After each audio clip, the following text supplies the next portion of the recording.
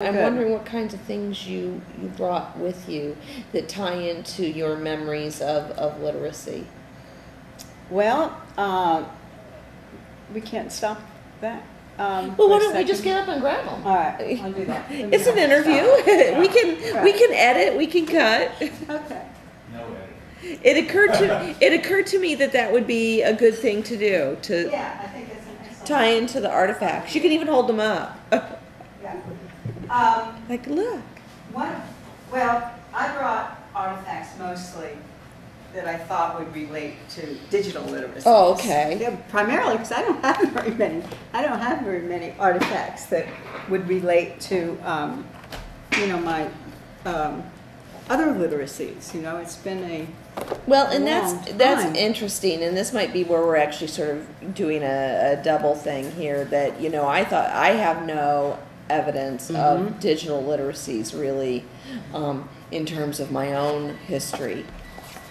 Yeah. So it makes complete sense. But I didn't mean to put you on the spot. No, you're not putting me on the spot at all, actually. This is the thing that I found, and it won't mean anything to anybody looking at it except for the fact that it's an evaluation of a 1983 computer conference held in up at the University of Minnesota, and I was evaluating Lily Bridwell Wells at that time, and Lily Bridwell Bowles and Donald Ross's conference. But more, and you'll see it's all, I don't know if you can see it very well, but it's all done in dot matrix. Okay. All right. But what I found, this is where Cindy and I actually met one another, and I met Dickie at that time too. You were up there. And so this sort of is where we began our collaboration, although she likes to point out that I was a graduate student when I did this evaluation, and she read it. It says Computers and Writing, Research and Applications. That was the name of the conference, even that far back. And it says an evaluation of the conference, prepared by Gail Hawisher. So that's one artifact. I don't know. To have an artifact, of course, as a child. Oh. And then we're going to see that Kris has an artifact that's really cool with a sled, and mine is on a bike.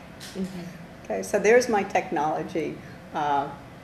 I don't know, as a 4-year-old, I don't even know when this was written. Well, and I think that given our generations, we have to define literacy very broadly, that there are technologies of gender, of transportation, and emerging, even musical technologies, because, I had a picture of myself sitting at a toy organ my parents bought me. I love that organ. So, so I think it is natural to kind of, for us to define it more broadly than, say, people born in the late 70s or early 80s.